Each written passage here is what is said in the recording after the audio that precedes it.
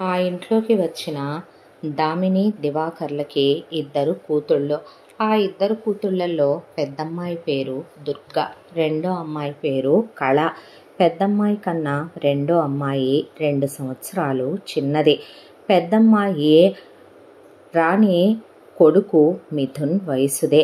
ఇక వాళ్ళ ఇంటి గుమ్మం ముందే పిల్లలిద్దరూ కూర్చొని దుర్గా కళ ఆడుకుంటుంటే మిథున్ వెళ్ళి, నేను ఆడుకోనా, మీతో కలిసి ఆడుకుందామా అని వాళ్ళతో స్నేహం చేస్తూ ఆడుకుంటూ ఉండేవాడు. ఎప్పుడు చూసినా ఏమంటా చెప్పిందో కానీ పద్మావతి, నువ్వు నాన్న వెంటే ఉండాలి, నాన్న చెప్పినట్టే వినాలి, నాన్న చేసేవన్నీ నేర్చుకోవాలి అని రంజిత్ని ఒక్క క్షణం కూడా వదలకుండా శివ రంజిత్ చుట్టూరానే తిరుగుతూ ఉండేవాడు. ఇలా రోజులు గడుస్తూ ఉండగా అసలు ఏంటి వీళ్ళ వ్యవహారం అనే ఒక కన్నేసింది పద్మావతి దామిని వాళ్ళ విషయాల్లో. దామిని మొగుడు పెద్ద పనికి మాలిన సన్నాసి. తినటం, మంచానికి నిలువుగా పడుకోవటం, పేకాట ఆడటం, టీవీలు చూడటం, తప్ప తాగటం, పోరంబోకల తిరుగుళ్ళన్నీ తిరిగి రావటం తప్ప ఒక ఉద్యోగం ఉండదు, సద్యోగం ఉండదు. ఇంట్లో పెళ్ళాం పిల్లల గురించి పట్టించుకునే పని ఉండదు. పోనీ దామిని ఏమన్నా ప్రయోజకురాలా అంటే, మేము పెద్ద కులంలో పుట్టిన ఆడవాళ్ళం, ఘోష స్త్రీలమని ఇంట్లో నుంచి బయటికి వెళ్ళదు, అది వేరే విషయం. కానీ ఇంట్లో ఎప్పుడైతే కనుక తను లేచిపోతా నగల్ని కాజేసుకొని తీసుకువెళ్ళిందో ఆ నగల్ని ఒక్కొక్కటిగా అమ్ముకుంటూ దిగతింటూ కూర్చోటం తప్ప ఇంత పని పాట చేసే పని ఉండదు. మొగుణ్ణి చేయమనమని చెప్పి పంపే పని ఉండదు. దామినికి మొగుడంటే విపరీతమైన ప్రేమ, విపరీతమైన ఇష్టం. 24 గంటలు మొగుడు తప్పతాగి పడిపోతే లేపి మొగుడికి సేవలు చేసుకోవటం, మొగుడికి తిండి పెట్టుకోవటం, లేదంటే కనుక మొగుడు పద్దాకా ఇంట్లో ఉంటే పడక గదిలో మల్లెపూలు పెట్టుకోవటం, గదిలోకి వెళ్ళిపోవటం, లేదా స్టార్టర్ ప్రిపేర్ చేసుకోవటం, మొగుడికి గదిలోకి తీసుకెళ్ళిపోవటం. ఆ పిల్లలు ఏమైపోతున్నారా, ఎటుపోతున్నారా అనేది పట్టించుకునే పని కూడా ఉండదు. వంట పని ఒక్కటి తను చేసుద్దంతే. ఇంటి పనికి బట్టలకి పని వాళ్ళని పెట్టుకుందే. పద్మావతి ఇవన్నీ పై అంతస్తులో నుంచి అబ్జర్వ్ చేస్తూ ఉండేదే. ఇటువైపున రాణి కూడా అబ్జర్వ్ చేసి, దరిద్రపు మంద, అంతేనేమో అమ్మా బాబులు సంపాదించి పోతే ఇలాంటి పనికి మాలినయే పుడతాయేమో అనేసి రాణి పక్కకి వెళ్ళిపోయేదే. ఏరా, ఎందుకు ఆ ముదృష్ట పిల్లలతో ఆడుకుంటున్నావు, పని పాట ఏమీ లేదా నీకు, అడుక్కు తినేరా ఇవే, ఇప్పుడు వాటితో స్నేహాలు ఎందుకు నీకు అంటే, అమ్మా నేను ఫ్రెండ్షిప్ చేస్తున్నాను, ఫ్రెండ్షిప్ చేయకూడదా ఏంటమ్మా, ఫ్రెండ్లీగా ఉండకూడదా ఏంటమ్మా అంటే, సర్లే అని నేను మీ నాన్న ట్రిప్కి వెళ్తున్నాం, జాగ్రత్తగా ఉండని రాణి ఎప్పుడు చూసినా రంజిత్తుని తీసుకుని ట్రిప్పులకి వెళ్ళటం, ఎప్పుడు చూసినా హనీమూన్కి వెళ్ళలేదని పెళ్ళయ్యాక హనీమూన్లకి వెళ్ళటం, సినిమాలకు వెళ్ళటం, షాపింగులకు వెళ్ళటం, చెప్పాలంటే ఒక వ్యాంపులా రెడీ అయ్యి ఎప్పుడు చూసినా రంజిత్ పక్కనే ఒళ్ళో కూర్చొని ఉంటుంది. మాట వరుసకైనా సరే పద్మావతి గురించి పట్టించుకోవటమే మానేశాడు రంజిత్. పద్మావతి నచ్చిన లక్షల రూపాయల విలువైన చీరలు కట్టుకోవచ్చు, నగలేసుకోవచ్చు, చెప్పులు వేసుకోవచ్చు, తిండి తినొచ్చు, టీవీ చూడొచ్చు, ఇక ఎక్కడికి కావాలంటే అక్కడికి వెళ్ళొచ్చు, తనకే సంబంధం లేదు. కానీ తను మాత్రం పెళ్ళాంతో ఏ రోజు కూర్చొని మంచి చెడు అని మాట్లాడటమే మానేసి ఎప్పుడు చూసినా రెండో పెళ్ళాంతో కులుకుతూ కూర్చునేవాడు. ఇక రంజిత్ అనుకున్న కళ ఇటు రాణితో కాపురం చేస్తూ కూర్చోటమో, పద్మావతితో కాపురం చేస్తూ కూర్చోటమో కాదు కదా. దాంతో రంజిత్ ఒకవైపున తన పావులు కదపటం మొదలుపెట్టాడు. అలా ముందు మినిస్టర్లతో బాగా పరిచయాలవి పెంచుకున్నాడు. ఆ తర్వాత తన వ్యాపారాన్ని ఎలా పెంచాలా అనేది ఆలోచించి అన్నిటి మీద ఆధిపత్యం మొదలుపెట్టాడు. అలా తన కింద ఒక మిలిటరీ బలగంలాగా ఒక 100 మంది గూండాల్ని తయారు చేసి పెట్టుకున్నాడు. దాంతోపాటు ఆ ఊరి మీద గ్రిప్పు సాధించాలి, ఆ ఊరి వాళ్ళందరూ తనని దేవుడిగా కొలవాలి అనే దాంతో దేవుడి మాన్యం రాసి ఉంటే ఆ దేవుడి మాన్యం ఎటు ఇప్పుడు తన చేతిలోనే ఉంది కాబట్టి దేవుడి దీపధూప నైవేద్యాలకు కూడా డబ్బులు ఇవ్వనివ్వకుండా చేసేసి ఆ గుడిని పూర్తిగా క్లోజ్ చేయించేశాడు. నెక్స్ట్ చదువుకుంటే మనుషులకి జ్ఞానం పెరుగుద్ది, ఆ చదువు అనేది వీళ్ళ పిల్లలకు అప్పకుండా చెయ్యాలి అంటే ముందు ఈ ఇళ్లల్లో ఉండేటటువంటి మగవాళ్ళని వ్యసనాలకి బానిసల్ని చెయ్యాలనే దాంతో ఆ ఊళ్ళో లెక్కకి మెక్కుటంగా వైన్ షాపులు, వేశ్యాగృహాలు మొదలుపెట్టించాడు. ఆ వేశ్యాగృహాల వ్యవహారాలన్నీ రాణి చూసుకుంటదే, ఈ మందు షాపుల వ్యవహారాలన్నీ రంజిత్ చూసుకుంటాడు.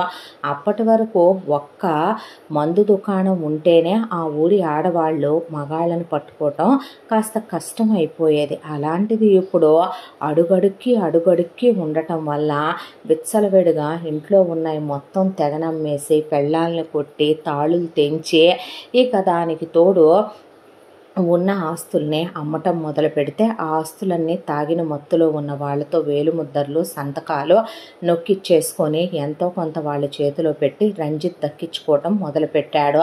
ఆ ఊరి మ్యాప్ వేయించి ఆ ఊరి మ్యాప్లో ఒక్కొక్కళ్ళదే పొలాలు, స్థలాలు, ఇళ్ళు, వాకిళ్ళు, గొడ్డు, గోద, ఇలా బంగారం మొత్తం లాక్కు రావటం మొదలుపెట్టారు. ఆ తర్వాత ఊరంతా సస్యశ్యామలంగా ఉందని తను అనుకున్నది ఒక రోజున ఆ ఊరు. ఈ రోజున ఆ ఊరు సస్యశ్యామలంగా లేదు. మొత్తం రంజిత్ పవర్ కిందకి వచ్చేస్తోంది మెల్లమెల్లగా. ఆ ఊరి పొలాలన్నీ ఇప్పుడు రంజిత్వే, ఆ ఊళ్ళో ఇళ్ళన్నీ రంజిత్వే, ఆ ఊళ్ళో ఇళ్ల స్థలాలన్నీ రంజిత్వే. ఇలా ఆ ఊరి మీద ఆధిపత్యాన్ని సంపాదించి ఊళ్ళో ఉన్న వాళ్ళందరికీ తనే ఒక కాలనీలాగా అందులో వాళ్ళకి గుడిసెలు వేయించి ఆ గుడిసెల్ని కూడా అద్దెలకిచ్చి కొంతమందికి పక్కా ఇళ్ళులాగా కట్టించి వాటిని అద్దెలకి ఇవ్వటం మొదలుపెట్టాడు. ఇక ఇంట్లోకి జరగని పరిస్థితుల్లో మగాళ్ళు వడ్డీలకి అప్పులు చేయటం మొదలుపెట్టారు. అలా అప్పులు చేయటం మొదలు పెడితే కొంతమంది చేత వాళ్ళు తీసుకున్న అమౌంట్ పక్కన సున్నాలు యాడ్ చేస్తూ వాళ్ళ ఆస్తుల్ని జప్తు చేసేసి వాళ్ళ ఇళ్లల్లో బాగా బ్రతికిన ఆడవాళ్ళని వీళ్ళ పొలాల్లో కూలీ పని చేసుకోవటానికి, ఇక వాళ్ళ ఇళ్లల్లో మగాళ్ళనే వీళ్ళ పొలాల్లో వాళ్ళ పొలాలే వీళ్ళు లాక్కొని కూలి వాళ్ళని చేసేశారు. అలా వాళ్ళకి ఏ రోజు వీళ్ళే ఒక సంస్థానాన్ని నడిపిస్తూ ప్రతిరోజు కూడా ఇళ్ల దగ్గరికి వెళ్ళి బళ్ళు ఆగుతాయి. ఆ బళ్ళల్లో ఆడవాళ్ళు మగవాళ్ళు ఎక్కితే తీసుకెళ్ళి పొలాల దగ్గర దించి పొలాల్లో వ్యవసాయాలు కంప్లీట్ అయిపోగానే తెచ్చి వాళ్ళకి ఎంతో కొంత కూలీ చేతిలో పెట్టి ఇక ఆ తర్వాత ఆ కూలీ డబ్బులు మళ్ళీ వైన్ షాపులకి తిరిగి వెనక్కి వీళ్ళకే వస్తాయి. ఇలా బాగా బ్రతికిన వాళ్ళని ఆ ఊళ్ళో వేశ్యావాటికలకి, ఆ ఊళ్ళో ఇక అప్పులు చేసేసి కూలీలను చేసేసారు ఆడ మగనే. ఆ తర్వాత ఇక పిల్లల విషయం, రేపొద్దున ఈ పిల్ల గొంతులే పెద్ద అయితే ప్రశ్నిస్తాయని ఇప్పుడు వీళ్ళకి గవర్నమెంట్ ఎడ్యుకేషన్ అనేది అందడానికి వీలు లేదని వెంటనే ఆ గవర్నమెంట్ స్కూల్లో ఉన్న టీచర్లని తుక్కు కింద కొట్టి గెంటేసి ఆ స్కూలు మూయించేసి ఆ తర్వాత ఆ స్కూల్ని కూడా తనే ఆక్రమించుకొని ఆ స్కూలు గదుల్లో పిల్లల తరగతి గదుల్ని తను వడ్ల బస్తాలు వేసుకోవటానికి, తన ఏదైనా మిగతా థింగ్స్ ఏదైనా ఉంటే పెట్టుకోవడానికి వాడుకోవటం గోడౌన్ లాగా మొదలుపెట్టాడు. అలా ఆ ఊళ్ళో పిల్లలకి కనీస విద్య అందించే బడి కూడా బంద్ అయిపోయింది. ఆ తర్వాత ఇప్పుడు క్వారీ వచ్చింది కదా తనకి. ఆ క్వారీ ఎటు గవర్నమెంట్ లైసెన్సు పర్మిషను ఉన్న క్వారీయే అయినప్పటికీ దాంట్లో పనివాళ్ళు వర్కర్సు కావాలి. మామూలుగా పెద్దవాళ్ళు వస్తే రోజువారీ కూలి వాళ్ళకి ఇవ్వాల్సింది ఎక్కువ. కాబట్టి ఈ పిల్లలందరూ స్కూళ్ళకి వెళ్లకుండా ఇళ్ల దగ్గర ఉంటున్నారు కాబట్టి వాళ్ళ ఇళ్ల దగ్గరికి వెహికల్స్ పంపించే, మీ పిల్లలు ఖాళీగా ఉండటం కన్నా మీరు ఇలా క్వారీకి పంపిస్తే ఒక్కొక్కళ్ళకి రోజుకి 100 రూపాయలు ఇచ్చి ముద్ద పెడతామని చెప్పి క్వారీ దగ్గరికి పంపటం తప్ప వాళ్ళకి ఇంకొక ఆప్షన్ లేదు బ్రతకాలంటే. ఆ ఊరికి ఒక చెక్ పోస్ట్ లాగా వెలిసి ఆ ఊర్లోంచి ఎవరు బయటికి పోలేరు, ఆ పొలాల్లోంచి ఎవరు తప్పించుకోలేరు, ఆ ఊర్లోకి వీళ్ళ పర్మిషన్ లేకుండా ఎవడు రాలేడు అని ఒక నియంతగా శాసించేయటం మొదలుపెట్టాడు ఆ ఊరిని రంజిత్. ఆ తర్వాత చిన్న చిన్న మొగ్గల్లాంటి పిల్లలందరూ వాళ్ళ పసితనాన్ని బలి చేస్తూ క్వారీకి వెళ్ళి ఆ క్వారీలో అందరికీ కలిపి రేషన్ బియ్యం పోసేసి ఆ రేషన్ బియ్యంతో అంత ఉప్మా పడేసో అన్నం పడేసో వాళ్ళ చేత గాడిద చాకిరీ చేయించుకొని ఒక 100 రూపాయలు కూలీ పడేసేవాళ్ళు ఆ పిల్లలకే. ఇక వాళ్ళ నాన్నలు అమ్మలు కూడా వెళ్ళేవాళ్ళు క్వారీకి, మిగతా వాళ్ళు పొలాలకి వెళ్ళాల్సిందే. వెళ్ళకపోతే ఆ నిలవ నీడ ఉండదు. ఎదురు తిరిగిన వాళ్ళనే పెద్ద పెద్ద చండ్రాకోళ్ళు తీసుకొని స్తంభాలకు కట్టేసి, ఒకప్పుడు ఆ ఇంటి ముందు సూర్యనారాయణ ధర్మం చెప్పిన ఇల్లది, న్యాయం చెప్పిన ఇల్లదే, ఆ ఇంటి ముందు వాళ్ళని కట్టి పడేసే, వాళ్ళని చచ్చిందాకా కొట్టి, వాళ్ళకి మేము మీకు మళ్ళీ ఎదురు చెప్పం అన్న తరువాత అప్పుడు వాళ్ళని వదిలేస్తాడు.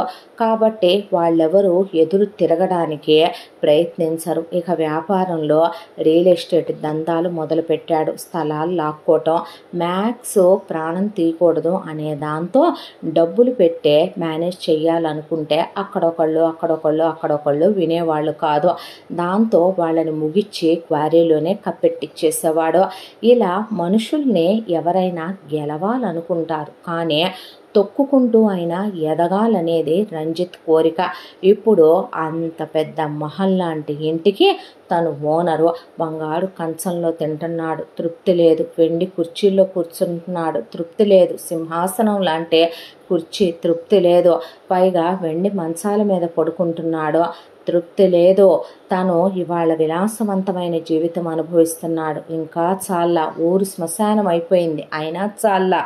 ఇంకా క్వారీలో కోట్లకు కోట్లు డబ్బు వస్తుంది, అది చాలదని రియల్ ఎస్టేట్లు మొదలుపెట్టి రియల్ ఎస్టేట్లో కోట్లకి కోట్లు సంపాదించడం మొదలుపెట్టాడు. అది కాకుండా ఇంకొక వైపున వడ్డీ వ్యాపారాలు, ఆ వడ్డీలు 30 రూపాయలు 40 రూపాయలు, ఇంకొక వైపున వైన్ షాపులు, ఇంకొక వైపున వేశ్యావాటికలు. అసలు ఎక్కడ ఏది తగ్గకుండా అన్ని పనుల్ని కూడా నెట్టుకొచ్చేస్తూ ఇంకొక వైపున మాల్స్, ఇంకో వైపున షాపింగ్ కాంప్లెక్స్లు, ఇంకో వైపున రెస్టారెంట్లు, పొలాలు, స్థలాలు, మిల్స్, డబ్బు రొటేట్ అవుతూ ఉండేది బస్తాలు లెక్కన. ఎంత దాంట్లో శివ మెల్లగా పెరిగి పెద్దవాడవటం మొదలుపెట్టి, ఆ తర్వాత ఈ ఊళ్ళో స్కూల్ లేదు కాబట్టి తన పిల్లల వరకు ఆ పక్కనే ఉన్నటువంటి టౌన్లో స్కూల్ ఉంటుంది. ఆ టౌన్లో స్కూల్కి శివని పద్మ వేరే కారులో పంపించుద్దే. ఇక ఇటువైపున మిథున్ని రాణి తను రెడీ చేసి వేరే కారులో పంపుద్ది. ఇంత దాంట్లో దామిని తన కూతుళ్ళిద్దరిలో కూడా దామినికి పెద్ద కూతురంటే ఇంట్రెస్ట్ ఇష్టం ఉండవు. ఎందుకో మరి ఆ అమ్మాయి ఒకటి అందగత్తె, పెద్ద అందగత్తేమీ కాదు, చూడ్డానికి చక్కగా ఉంటుంది. కానీ చిన్న కూతురు తన పోలికలో, తన మొగుడు పోలికలో పుట్టిందని తమ ప్రేమకి గుర్తనే చిన్న కూతురు కళ్ళంటే విపరీతమైన ఇష్టం దామినికి, దివాకర్కి.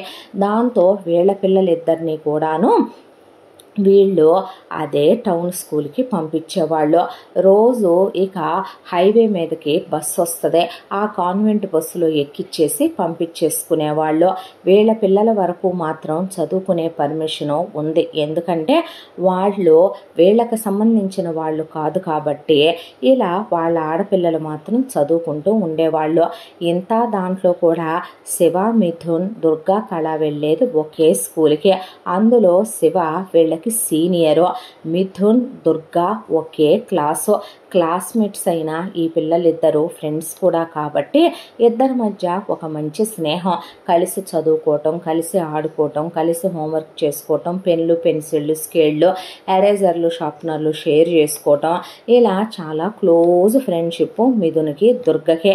ఇక కళ విషయానికి వస్తే చిన్నది, కాకపోతే తను అదే స్కూల్ కాబట్టి చదువుకుంటూ ఉండేది. ఇలా రోజులు గడిచిపోతూ ఇంత దాంట్లో పిల్లలిద్దరి విషయంలో పద్మ శివని రంజిత్ చెప్పినందుకు రంజిత్ వెంటే వెళ్ళిపోయేవాడు. స్కూల్ నుంచి రాగానే శివకు పెద్దగా చదువు అవ్వదు. ఇక మిథున్ బాగా చదువుతాడు. దానికి తోడు మిథున్ చాలా సాఫ్ట్గా, క్లాస్గా, డీసెంట్గా, డిగ్నిఫైడ్గా. ఎంతైనా రాణి ఒకప్పుడు జమీందారు గారింట్లో పాచి పనులు చేస్తూ వాళ్ళ ఇళ్లలో మగాళ్ళు ఎలా ఉంటారు, రాయల్టీ అంటే ఎలా ఉంటుంది, ఒక రిచ్ లుక్ అంటే ఎలా మెయింటైన్ చేయాలో చూసి ఉంది కాబట్టి తన కొడుకుని వాటికి తగ్గట్టు హైప్తో పెంచుకొచ్చేది రాణి. ఇటువైపున పద్మావతి ఎలాగైనా తన కొడుకు మొదటి భార్య కొడుకు కాబట్టే, పైగా తన మొగుడికి అన్నీ ఆయన పెళ్ళాం కాబట్టి అసలు తన మొగుడికి డబ్బు అనేది సంపాదించాలనే తాపత్రయం కలిగిందే తన్ని చేసుకున్నాక తనొచ్చాక అనే దాంతో పిల్లాడే వారసుడు.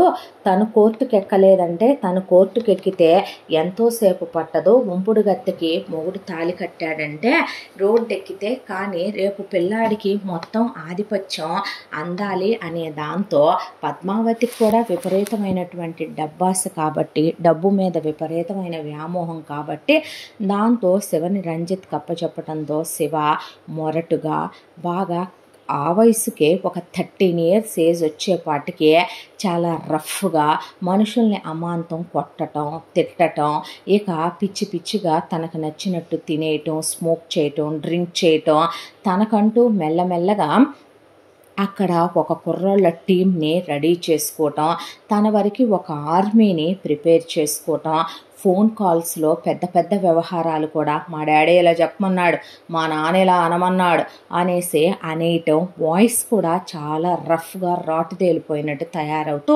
స్కూల్లో కూడా అలాగే ఉండేవాడు. ఇక ఇలా ఉంటే ఒక రోజున శివ ఫోన్ మాట్లాడుతూ ఉండగా రంజిత్ ఒకవైపున స్నానానికి వెళ్తున్నాను నేను, పలానా వాళ్ళు ఫోన్ చేశారా, వాళ్ళకి ఇంతైతే డీలోకి అని చెప్పు, రమ్మనమని చెప్పు అంటే సరే నాన్న అనేసరికి మా నాన్న ఇంతైతే రమ్మన్నాడు నిన్ను డబ్బులు తీసుకొని, లేదంటే బొమ్మన్నాడు అని మాట్లాడుతూ అక్కడే కూర్చొని కళ బొమ్మలు పెట్టి ఆడుకుంటుంటే శివ కాలి కింద కళది ఒక బొమ్మ పడింది. పడేపాటికి కళ లేచి నుంచొని ఏడుస్తూ నిలబడిపోయేపాటికి నోరుమోయ్ అని శివ ఆ బొమ్మల్ని ఒక తన్ని కళని పటాపటా రెండేశాడు. వేసేపాటికి దుర్గకి కళ అంటే చాలా ఇష్టం. దాంతో దుర్గ పరిగెత్తుకుంటూ వచ్చి శివని లాగి చెంప మీద చెల్లున ఒక్కటి తీసింది. తీసేపాటికి అసలే శివకి అహంకారం ఎక్కువ, ఈగో ఎక్కువ. దానికి తోడు నేనే కింగ్ అనుకుంటాడు వాళ్ళ నాన్న ఎంపైర్కే. అలాంటిదే ఆ అమ్మాయి కొట్టడం, అహం మీద తగిలేసింది ఆ దెబ్బ. దట్టు ఆడది మగాణ్ణి కొట్టింది అనేంత నాలెడ్జ్ పెరిగిపోయింది ఆ 13 years ఏజ్లోనే. టీనేజ్కి వచ్చి అప్పుడే కదా ఉన్న వయసు, నూగు మీసాలు స్టార్ట్ అయిన వయసు. దాంతో చాలా హర్ట్ అయిపోయాడు. ఇక ఆ తర్వాత దుర్గనే జుట్టు పట్టుకొని నన్నే కొడతావంటే అని పట్టుకెళ్ళబోతుంటే వీళ్ళ పెద్ద ఇంటికి ఆ అవుట్ హౌస్కి మధ్యలో చిన్న రాళ్ళదారి ఒకటి అడ్డుగా వేసి ఉంటుంది. ఎప్పటికైనా ఆ అవుట్ హౌస్ కూడా దక్కనివ్వకూడదు వీళ్ళకి. ఆ పక్కనున్న సైట్ కూడా తీసేసుకుంటేనే నేను గెలిచినట్టని ఎదురు చూస్తూ ఉన్న రంజిత్కి ఈ పిల్లల గొడవేదో బాగుందనిపించి గబగబా వచ్చాడు. ఇటు నుంచి రాణి, అటు నుంచి పద్మావతి కూడా వచ్చేపాటికి దామిని, దివాకర్ వచ్చి ముందు మా పిల్ల జుట్టు వదలరా, మా పిల్లని పట్టుకుంటావేంట్రా నువ్వు అంటే ఏమైందిరా అని అడిగాడు రంజిత్. ఇది నన్ను కొట్టింది నానా అనేపాటికి మీ అబ్బాయే మా చెల్లెలు ఆడుకుంటుంటే ఫోన్ మాట్లాడుకుంటూ వచ్చి దాని బొమ్మలు తొక్కింది కాక మా చెల్లెలు ఏడ్చిందని మా చెల్లెల్ని నోరు ముయ్యమని ఇంపార్టెంట్ ఫోన్ కాల్ మాట్లాడుతున్నానని కొట్టాడు. ఏంటంట అయితే కొడితే పోతే ముష్టి బొమ్మలు, నువ్వు మందుకు మావాడిని కొడతావా మగపిల్లాడిని అని అడిగేసరికి మీ అబ్బాయి మా అమ్మాయి జుట్టు పట్టుకోవచ్చా, మా చిన్న పిల్లని కొట్టొచ్చా, పెద్దదాన్ని కొట్టినా నేను అడిగేదాన్ని కాదేమో కానీ అని దామిని అనేసరికి పద్మావతి అలా చూస్తా నుంచున్న తర్వాత ఇలా ఈ విషయం చిన్న చిన్న విషయాలు మళ్ళీ చిలికి గాలివాన అవనివ్వటం ఎందుకు లేమనమని చెప్పి రంజిత్కి అసలే ఆ ఇల్లు ఆ పక్కనే ఉన్న స్థలం మీద కన్నుంది కాబట్టి వదిలేరా పోని అన్న తర్వాత సారీ చెప్పమనప్పుడు వదులుతానన్నా శివ: నేను చచ్చినా చెప్పనురా నీకు సారీ అంది దుర్గ. చెప్పిందాకా నా గదిలోనే ఉండు పదవే అనేపాటికి చెప్పవే దరిద్రం ఎందుకు వాడుతో నీకనే దామిని అనేసరికి అక్క చెప్పే అని కళ అనేసరికి ఎందుకు చెప్పాలి అని దివాకర్ అనేసరికి ఎందుకు చెప్పర్రా అని రంజిత్ మాట్లాడుతూ ఉండేసరికి సారీరా పశువ అనేపాటికి పశువులు ఎలా ట్రీట్ చేస్తాయో తెలుసా అనే ఇక శివ ఒక్క తోపు తోశాడు. వెళ్ళి కింద పడింది దుర్గ. ఆ రోజు నుంచే ఇద్దరి మధ్య పచ్చగడ్డి వేస్తే భగ్గుమనేంత పగ, ద్వేషం, కోపం. ఇద్దరికి ఒకళ్ళంటే ఒకళ్ళకి అసహ్యం శివకి దుర్గకి. ఇక ఎప్పుడు చూసినా దుర్గని సేమ్ స్కూలే కాబట్టి స్కూల్లో పటా 4 వేసి వెళ్ళేవాడు. దుర్గ బుక్స్ అన్నీ చించి అవతల పడేసేవాడు. బ్యాగ్ ఎత్తుకెళ్ళి నీళ్లలో పడేసేవాడు. ఇంటి దగ్గర తను కాఫీ తాగుతూ కింద అమ్మాయి ఉంటే నెత్తిన పోసేవాడు. ఆ అమ్మాయి మీద కావాలని యాష్ట్రేలో ఉన్న యాష్ అంతా దులిపేవాడు. ఆ అమ్మాయి కింద అటు ఇటు వెళుతుంటే పైనుంచి బకెట్తో నీళ్లు వంపేసి వెళ్ళేవాడు. ఇలా కనిపించినప్పుడల్లా ఆ అమ్మాయిని టీస్ చేస్తూనే ఉండేవాడు. ఇలా రోజులు గడిచిపోతూ కాలచక్ర ప్రవాహంలో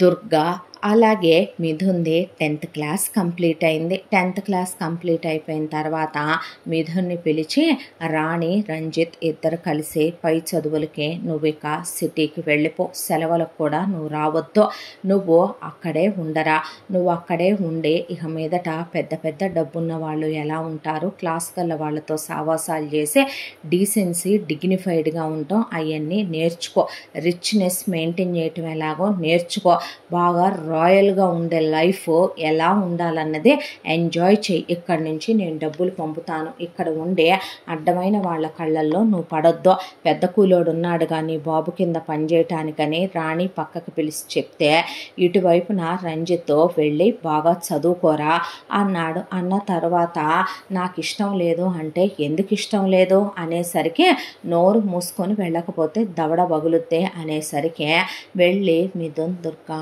నన్ను ఇలా వెళ్ళమంటున్నారు అంటే అవునా అంది. అన్న తర్వాత వెళ్ళనా, నాకు వెళ్ళాలని లేదు అన్నాడు. మీ అమ్మ ఇష్టం, నీ ఇష్టం, నన్ను అడుగుతావేంటి మిథున్ అన్న తర్వాత ఇక నీకు ఎలా చెప్పాలి, ఏమని చెప్పాలి, ఏమో ఎలా చెప్పాలో అర్థం కావట్లేదు, చిన్నప్పటి నుంచి నువ్వంటే నాకు చాలా ఇష్టం, నేను నిన్ను ఎంత ప్రేమిస్తున్నానో నీకు ఎలా చెప్పాలో నాకు తెలియట్లేదు, భయం వేస్తుంది, చెప్తే అమ్మ నాన్న ఏమన్నా అంటారేమో, మీ అమ్మ నాన్న ఒప్పుకోరేమో, నువ్వు నో అంటావేమో అనే దాంతో నువ్వు ఇక్కడే ఉంటావుగా దుర్గా అన్నాడు. ఇక్కడే ఉంటాం, ఎక్కడికి వెళ్తాం, ఇక్కడ ఉండక అంద అమ్మాయి. అన్న తర్వాత సరేలే నాకేంట్రా అక్కడ మాటలు అని బలవంతంగా మిథున్నే ఇక వేరే చాలా దూరం ఒక స్టేట్కి ఎడ్యుకేషన్ కోసం పంపించేశారు. రాణి, రంజిత్ కలిసే నీ చదువు అయిపోయేంత వరకు, నీ పీజీ కంప్లీట్ అయిపోయేంత వరకు నువ్వు తిరిగి రావడానికి వీల్లేదు, నీకు కావలసిన ఇదిగో ఇక్కడ ఏటీఎం కార్డు ఇచ్చాను, నువ్వు ఏటీఎం కార్డులో నీకు ఎంత అమౌంట్ కావాలంటే అంత పడుద్ది, అక్కడ డ్రా చేసుకోపో అని చెప్పి పంపించేసింది కొడుకునే. ఆ తర్వాత ఇటువైపున దుర్గా వాళ్ళ పరిస్థితి బాగా అధోగతి పాలైపోయింది. అధోగతి పాలైపోయి వాళ్ళమ్మ ఉన్న నగలు మొత్తం అమ్మేసి ఆ నగలు మొత్తం ఆల్మోస్ట్ క్లియర్ అయిపోవటం మొదలైనాయి. ఆ అమ్మాయి ఇంటర్మీడియట్ అయిపోయేపాటికి చేతిలో రూపాయి లేవు. దాంతో ఏం చేయాలో అర్థం కాక ఇంట్లో పరిస్థితులు దారుణంగా తయారై తినటానికి తిండి కూడా జరగట్లేదు. ఇంత దాంట్లో కూడాను ఇంటి రెస్పాన్సిబిలిటీ అంతా మొగుడిని తీసుకోమని దామిని చెప్పదు, తను తీసుకోదు.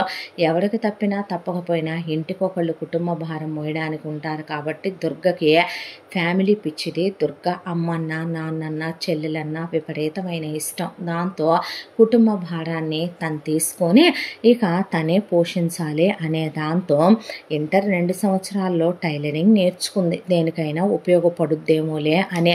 ఇప్పుడు ఇక తనకి వేరే దారి లేదు అనే దాంతో చెల్లెల్ని బాగా చదివించాలి, మంచి సంబంధం చూసి పెళ్లి చేయాలి, ముందు ఇల్లు జరగాలి అనే దాంతో ఆ అమ్మాయి నేను వెళ్ళి ఒక ఉద్యోగం వెతుక్కుంటానని పక్క టౌన్లో ఒక ఉద్యోగానికి అని చెప్పి వెళ్ళబోతుంటే ఎదురొచ్చే శివ ఏమే అడుక్కు తినే పొజిషన్కి వచ్చేసారంటగా, నీ బాబు బృహన్నలుగాడు గాజులు వేసుకొని ఇంట్లో కూర్చొని ఆడేం తండ్రే, ఆడేం మొగుడే, ఆడేం మగాడే, అసలు అలాగేనంటే ఉండేది ఒకడు, అలా ఆడవాటిని సంపాదించటానికి పోషించటానికి పంపించడం ఏంటి, నీ అమ్మ బాబుల్ని వచ్చి మా పొలంలోనూ క్వారీలోనూ కూలి పని చేసుకోమను, నువ్వు కూడా రావే నీ చెల్లిని తీసుకొని క్వారీలో ఒక ముద్ద పడేసి మీ ఇద్దరికి కూడా కూలి పడేస్తాం అనే పాటికి ఈ ఒళ్ళు మండిపోయింది దుర్గకి. ఆ తర్వాత ఆగతే వస్తే ఏం చేయాలో మా తెలుసులే అనే పాటికి బలుపుకి ఏం తక్కువ లేదు అన్నాడు శివ.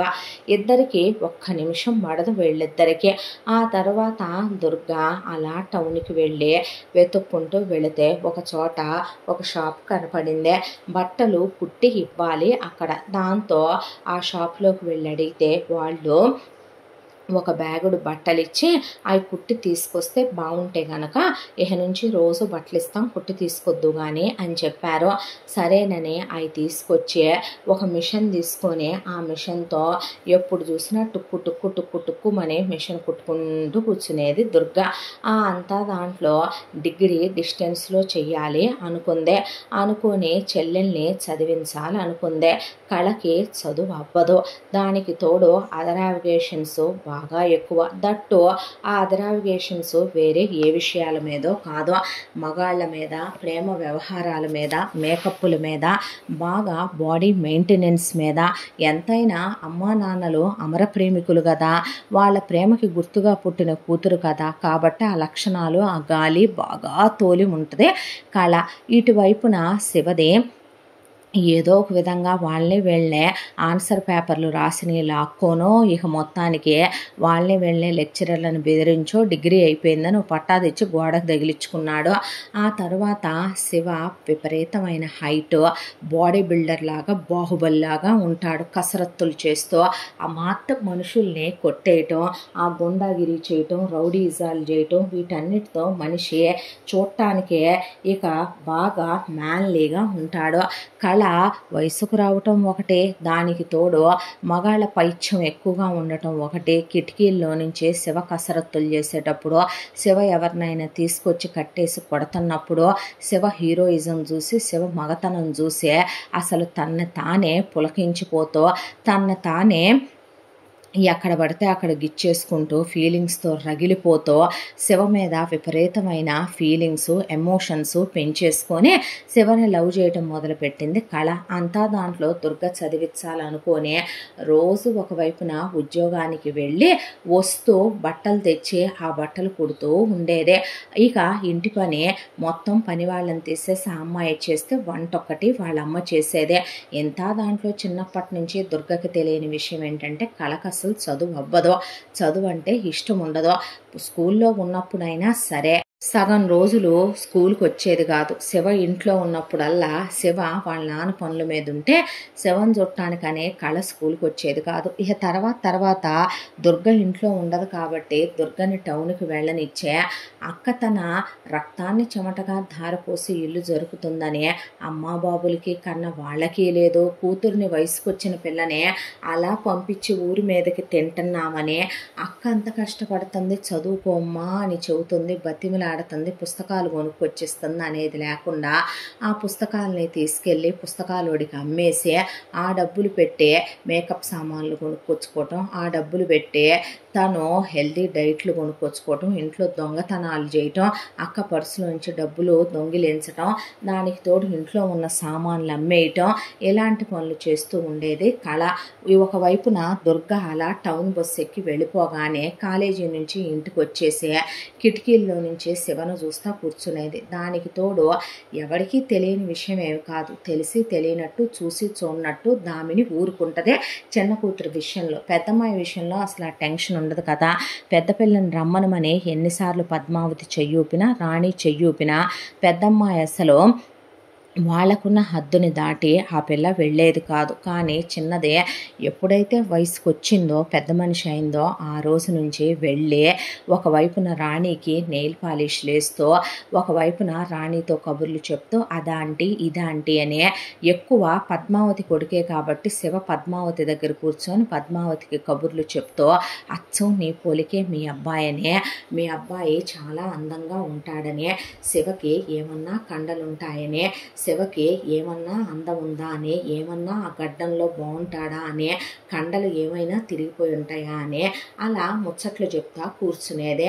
మీ అమ్మ ఏం వండిందే అని పద్మావతికి తిండి పిచ్చి కాబట్టి మా అమ్మ ఇది వండింది అది వండింది అంటే దాంతో ఈ కూడా వండుతారా, దీంతో అవి కూడా వండుతారా అని అడుగుతూ ఉండేది పద్మావతి. రాణి మీ అమ్మ ఏమేం నగలేసుకునేది అని అడిగితే ఫోటో ఆల్బమ్లు తీసుకొస్తే ఆ మోడల్స్ చేయమనమని అవి చేయించుకొని వేసుకొని కులికేది రాణి.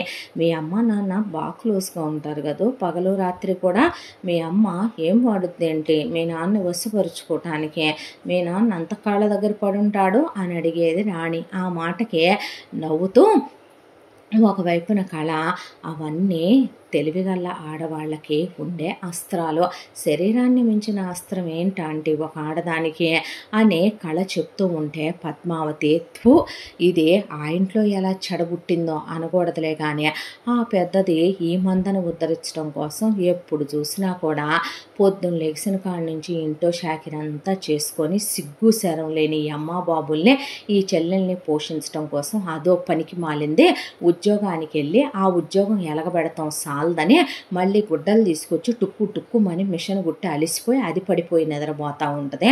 అమ్మ ఎప్పుడు చూసినా అబ్బతో గదిలో బిజీ.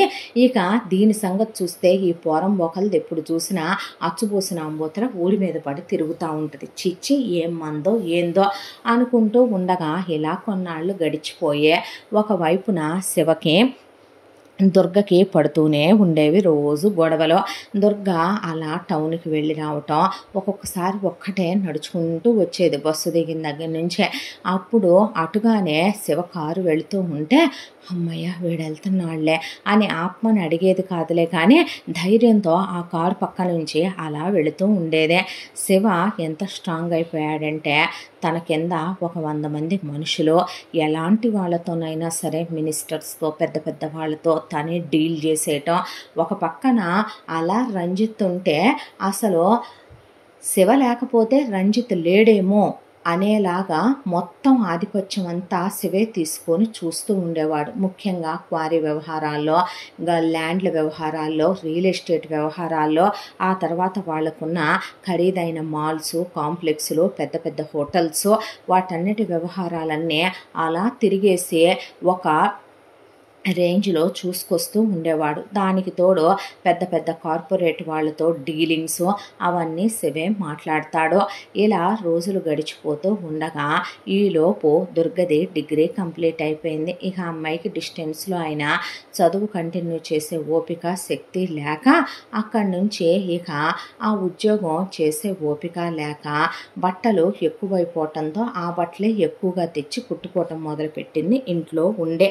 ఆ తర్వాత అక్కింట్లోనే ఉంటుందనే కళ ఒకవైపున అక్క ముందు నుంచి కాలేజీకి వెళ్ళినట్టుగా నటించి వెనక నుంచి అవతల వైపు గేట్లో నుంచే వాళ్ళకి ఇంట్లో దూరేసి రాణితో లేదా పద్మావతితో ఊసులు చెప్తూ ఇక్కడ దుర్గ కట్టించిన బాక్స్ అక్కడ కూర్చొని తినేసి సాయంత్రం మళ్ళీ వెనక గేట్లో నుంచి ఇటు వచ్చేది. అంతాసేపు శివను చూసుకుంటూ వాళ్ళ కొంపలో పడి తిరుగుతూ ఉండేదే.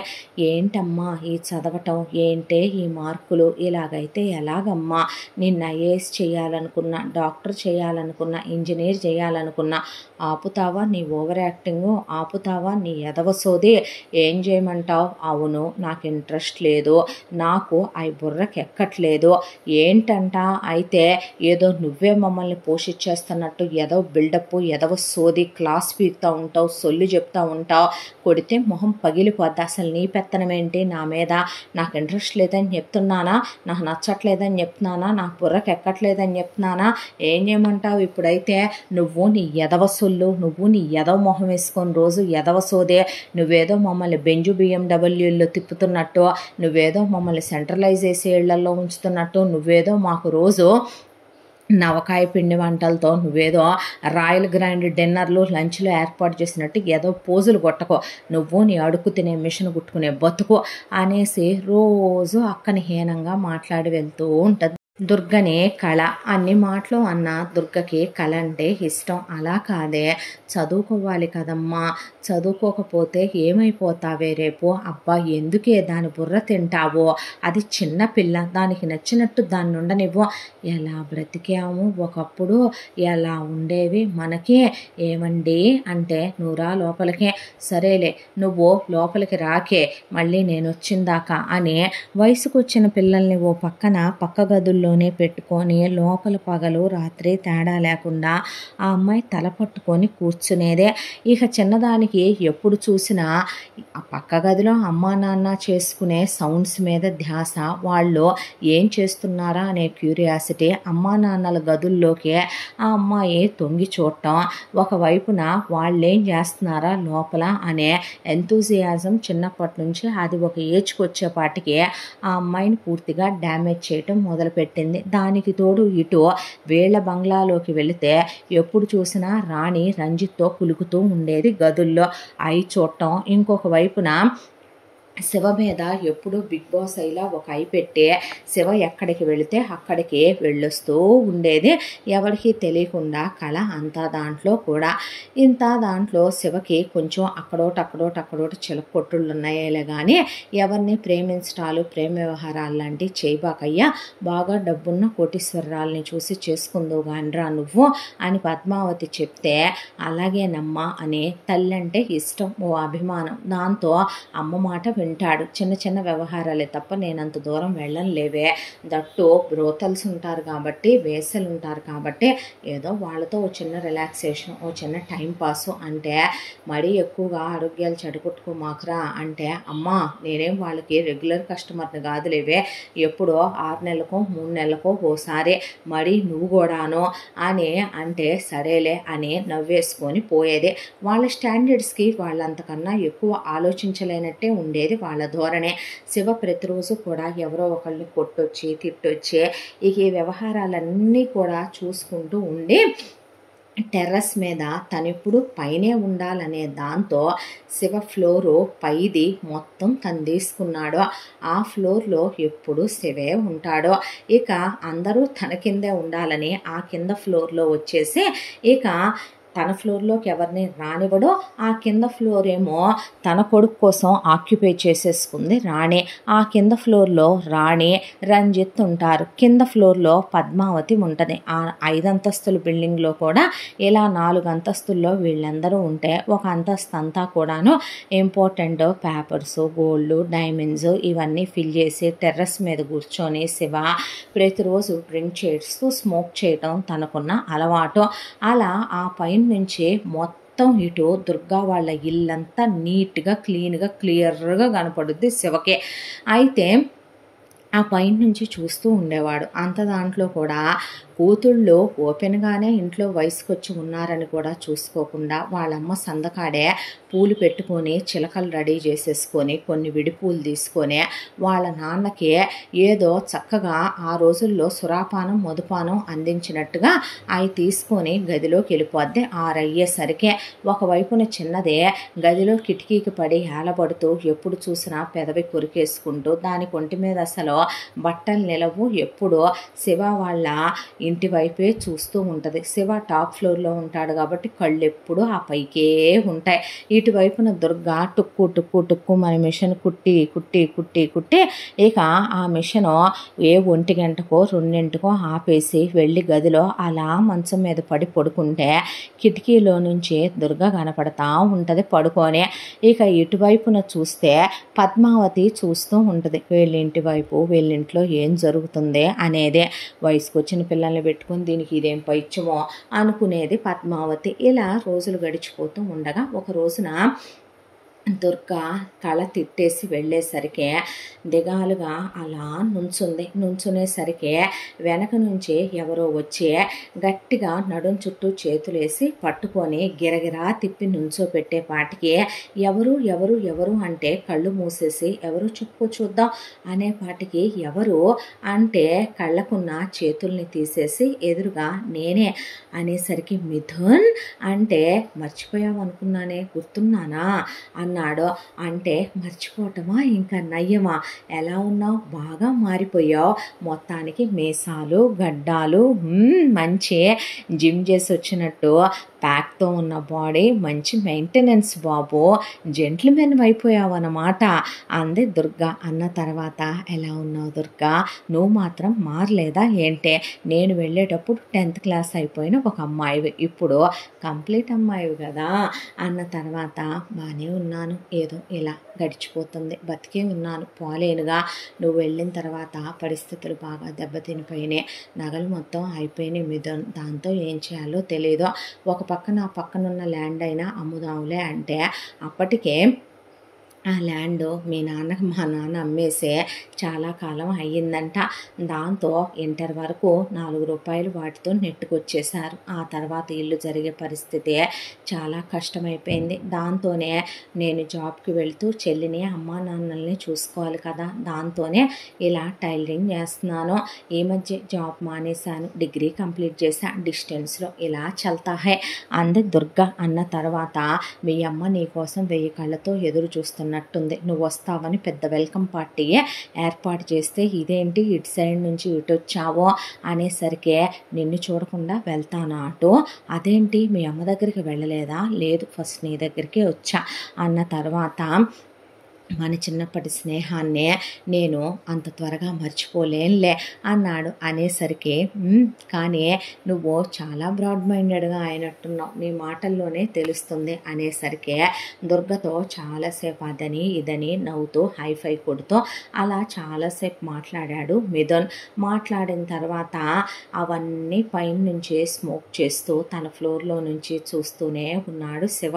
వీడికి వీడమ్మలాగా బాగా అతివాద కళలు, ఒళ్ళంతా పొంగటాలు పులకెంతలు ఎక్కువ, ఇదేదో పెద్ద పత్తిత్తు అనుకున్నాను, ఇది వీడి క్యాండిడేటా ఏంటి, చిన్నప్పటి నుంచే ఒకళ్ళతో ఒకళ్ళు అంత డీప్ క్లోజా వీళ్ళు, నేనెప్పుడూ అబ్జర్వ్ చేయలేదే, అంతేలే పైచ్చపు కాలం పైచ్చపు రోజులు, ఆడో మగాడు ఇదొక ఆడదే, ఆడో ఏంటి దీని మీద ఎక్స్ట్రా ఇంట్రెస్ట్ ఏదో పే చేస్తున్నట్టు అనిపిస్తుంది నాకు, ఇది కూడా ఏంటి వాడితో ఏంటో కొంచెం క్లోజ్నెస్ ఎక్కువ కనపడుతుంది అని అలా స్మోక్ చేస్తూ ఆలోచిస్తూ ఉండగా ఆ తర్వాత ఇంట్లోకి వచ్చాడు. వచ్చిన కొడుకుని చూసి ఏరా ఎలా ఉన్నావు అన్నాడు రంజిత్తో శివ క్లోజ్గా ఉంటాడు కానీ ఫస్ట్ నుంచి అయినా మిథున్ దూరంగానే ఉంటాడు.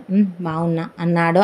అన్నాక రాణి కొడుకుని చూసుకొని ముద్దులు పెట్టుకొని దిష్టులు దేయించి కొడుకు మీద పూల వర్షం కురిపించి అందరికీ కొడుకుని పరిచయం చేసి ఆ తర్వాత కొడుక్కి నవకాయ పిండి వంటలతో భోజనం పెట్టి ఆ తర్వాత అమెరికా వెళ్ళిపోతూగా నాన్న అనేసరికి మనసులో దుర్గే మెదిలిందే.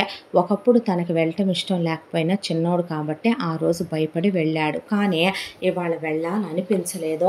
నేను వెళ్లకుండా ఉండాల్సింది దుర్గా అని ఇందాక తను అన్నప్పుడు నువ్వెందుకు నా కోసం వెళ్లకుండా ఉండాలి, నేనుంటే చూసుకునేవాడిని అని తను అన్నప్పుడు నువ్వెలా చూసుకుంటావు, నాకు నువ్వేమవుతావని చూసుకుంటావు, తప్పు, అలా ఎవరేం చేసినా సహాయాలు తీసుకోవటానికి నేను ఇంకోలాంటి అమ్మాయిని కాదు అన్న దుర్గ ఆత్మాభిమానం.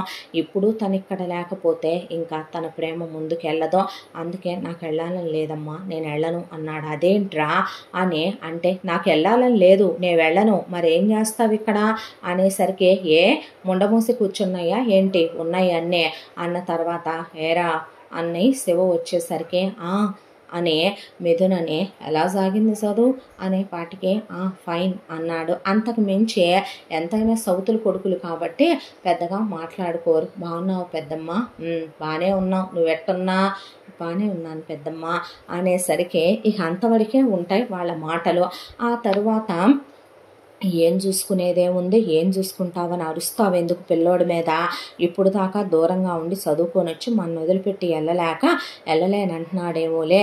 అయినా పెళ్లి వయసు కూడా వచ్చిందిగా, ఒక కోటీశ్వర్ల పిల్లని చూసి వాడికి ఇచ్చి పెళ్లి చేస్తే రేపొద్దున సుఖపడతాడు. అవునే, ఇంట్లో ఉన్న కోట్లు నీకే కావాలి, ఇంట్లో ఉన్న మగాళ్ళు నీకే కావాలి, ఇంట్లో మేమందరం ఏమో పనివాళ్ళం నీ కింద. నా కొడుకు కూలి పని చేస్తా అన్ని కట్టలు పోస్తాడు మీ యదాన, పోసుకుందరు కానీ కోట్లు తెచ్చే కోడల్ని కూడా తెచ్చుకుందరు కానీ మేమేంది ఇక్కడ అనేపాటికి నువ్వేందో నీకే తెలియాలి అంది రాణి. అనేసరికి నీ బతుకులాగా నా బతుకు పని మనిషిలాగా మొదలయ్యి, నీ బతుకులాగా దిళ్ళు, నీ బతుకులాగా నేను నాటు మందులు ఎవరికి వాడలేదులేవే. ఎవడి బతుకేందో ఇక్కడ రూపాయి టీ గ్లాస్ నుంచి అందరి బతుకులు బయటకు వస్తాయి. నా జోలికి నా పిల్లాడి జోలికి వస్తే ఏందే ఈ గోల అనేపాటికి అమ్మా అన్నాడు శివ. ఏంట్రా అమ్మ, ఎవడి బతుకులు ఎవడికి తెలీదు, ఈడమ్మ గురించి ఆడి తెలీదా, ఈడి బతుకు నీకు తెలీదా నీ బాబుదే అనేపాటికి దాన్ని ఆపు అన్నాడు రంజిత్. అమ్మ ఊరుకో అన్న తర్వాత ఏం చూసి వస్తున్నాయో వీడి మీద దీనికి అంతేదే, నెత్తి మీద ఉన్న 4 గంటలు పోయి వీడికి బట్టబుర్ర వచ్చి చాలా రోజులైందే, అంతసేటు వ్యామోహాలు మోహాలు తెక్కారిపోతున్నాయి ఇద్దరికి తూ అనేసింది పద్మావతి. అన్న తర్వాత సరే ఇక్కడ దాకా వచ్చింది కాబట్టి వ్యవహారం మాట్లాడుకుందాం. నా కొడుక్కి నువ్వు అడ్డమైన పాపాలు చేసే పనులు అప్పచెప్పకు. నా కొడుకు డీసెంట్గా డిగ్నిఫైడ్గా ఎంతైనా రాయల్ క్లాస్గా పెరిగాడు, నేను అలా పెంచుకున్నాను. నా కొడుకు ఎడ్యుకేటెడ్ కదా, ఇక్కడున్న కొంతమంది కొడుకుల్లాగా డిగ్రీ సర్టిఫికెట్లు కొని తెచ్చి తగిలించుకున్నాయి కాదు కదా మావి. కాబట్టి నా కొడుక్కి నువ్వు మనకి చాలా ఇళ్ళు రెంట్లకి ఇచ్చున్నాయి కదా, ఆ ఇళ్ళు పొలాలు మన బ్యాంకులకి అద్దెకిచ్చాం కదా, కొన్ని మన మిల్స్ ఉన్నాయి కదా, బట్టల మిల్లు, పప్పుల మిల్లు, అలాగే రైస్ మిల్లులు, అవన్నీ స్థలాలు పొలాలు అవన్నీ నా కొడుకు చూసుకుంటాళ్లే. వాడు ఏ పాపాలు ఎవరి శోకాలు ఎవరి ఏడుపులు తగిలేలా పెరగకూడదు. ఇక్కడ ఉన్న కొందరికంటే అలాంటి లాకి అలవాటు. ఎంతైనా నా కొడుకు నేను రాయలుగా పెంచానంది రాణి. నిజమే, ఎంత రాయల్టీనో. ఒకళ్ళిళ్లలో పాసి పనులు చేసుకుంటూ దిళ్ళు వాడేంత రాయల్టీ, నాటు మందులు వాడేంత రాయల్టీ, ఎంత రాయల్టీనో. కుమారి కాస్త రాణి రత్నమాలిని అయ్యేంత పెద్దమ్మ. నోరు ముయ్యరా, నీ అమ్మ బతుకు నీ అమ్మ పురాణం ఎవడికి తెలియదులే కానీ నేనే తలుచుకుంటే 5 నిమిషాలు పట్టుద్దా. నా మొగుడిని నీ అమ్మ దాని వశం చేసేసుకుంది, వీడిని దాన్ని ఈదులో కుక్కల్లా నుంచోబెట్టి కొట్టించొచ్చు కోర్టుకి వెళ్తే. నాకేమైనా ఇదవుతుంది అనుకుంటున్నావా?